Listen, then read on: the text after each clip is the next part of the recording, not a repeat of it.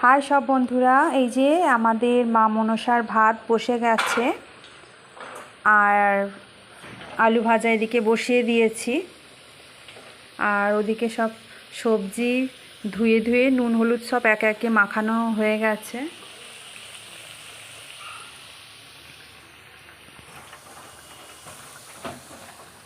সব একটা একটা করে ভাজতে হবে। আর আলু ভাজাটা চলছে।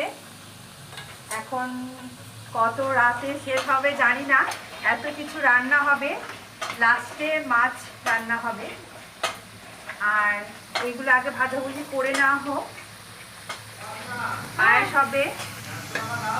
আর এই যে আলুটা ভাজা হয়ে গেছে, এখনও ওইগুলো সব ভাজতে বাকি আছে।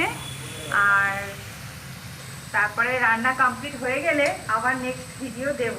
তো টাটা, শুভরাত্রি সবাইকে, সবাই ভালো থেকো।